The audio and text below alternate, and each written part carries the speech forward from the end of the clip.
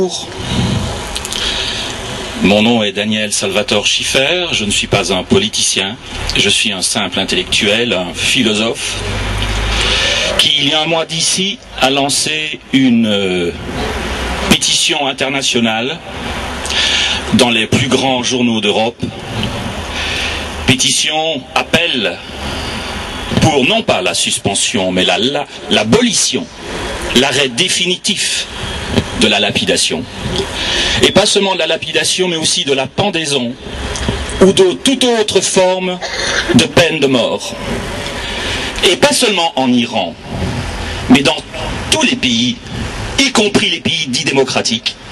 Parce qu'à part l'Iran, il y a aussi la plupart des monarchies pétrolières, dont l'Arabie Saoudite, le Bahreïn, qui sont des alliés objectifs de l'Occident pour des raisons géostratégiques ou économiques, où l'on pratique encore la charia, c'est-à-dire la loi islamique, où on lapide et où on ne dit rien.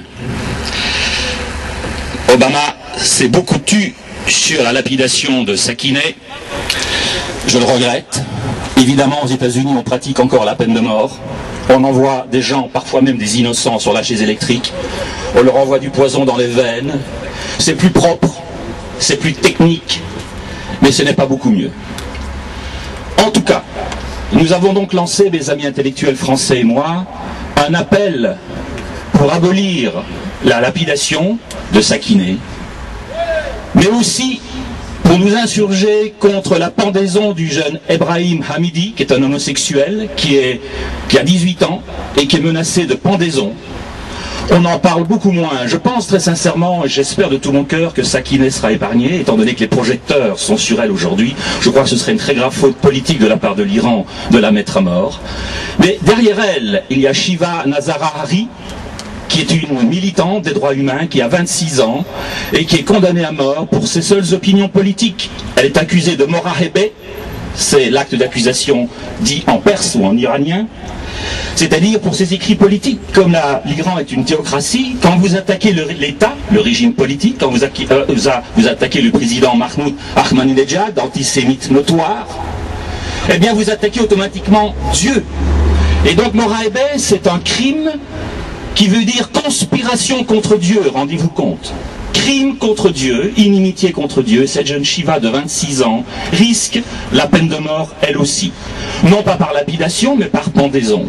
Il y a derrière Sakineh, derrière Shiva, derrière Ebrahim, beaucoup d'autres personnes dont la vie est menacée en Iran. J'ai rencontré la semaine dernière la prix Nobel de la paix, ici à Bruxelles, Shirin Ebadi, et M. Karim Lahiji, qui est peut-être aujourd'hui le plus grand dissident iranien. Il a quitté son pays il y a 27 ans, quand il y a eu la révolution des ayatollahs, des mollahs. Il est le vice-président de la Ligue des droits de l'homme en Iran, le président, pardon, de la Ligue des droits de l'homme en Iran et le vice-président de la Fédération internationale des droits de l'homme pour le monde entier. Ils m'ont dit, Shirin Ebadi, qu'il y avait aujourd'hui en Iran 800 prisonniers politiques, dont plusieurs dizaines condamnés à mort. Eh bien, cet appel que j'ai lancé avec mes amis intellectuels, il y a Edgar Morin, il y a Marek Alter, Julia Kristeva, Michel Serres, Luc Ferry, quelques prix Nobel, Dario Fo, prix Nobel de littérature, Shirin Ebadi, prix Nobel de la paix, Luc Montagnier, prix Nobel de médecine, beaucoup d'autres. Il y a 7 prix Nobel et une trentaine d'intellectuels les plus importants. Quelques politiciens belges qui se sont réunis. Il y a M. Tillmans, le maire de Bruxelles, qui a été un des premiers signataires, M. Tarabella bien sûr, Mme Andelvaux qui est là, Isabelle Durand. C'est par-delà toute couleur politique. C'est vraiment une lutte au nom des principes universels qui sont la vérité, la justice, la tolérance et le droit. Alors cet appel a été publié dans Le Soir et dans La Libre Belgique, en Belgique, c'est-à-dire les deux principaux quotidiens, dans Le Monde et dans Le Nouvel Observateur en France, le principal quotidien et le principal hebdomadaire, dans El País en Espagne, le premier quotidien, dans La Repubblica, le premier quotidien italien, et dans 3 journaux luxembourgeois, le Tageblatt, le quotidien et le Jeudi. Je vous invite à signer cet appel. Vous allez pour cela sur le site, par exemple, du Nouvel Observateur, bibliops.com, ou bien sur le site du journal La Repubblica, laRepubblica.it, comme Italie.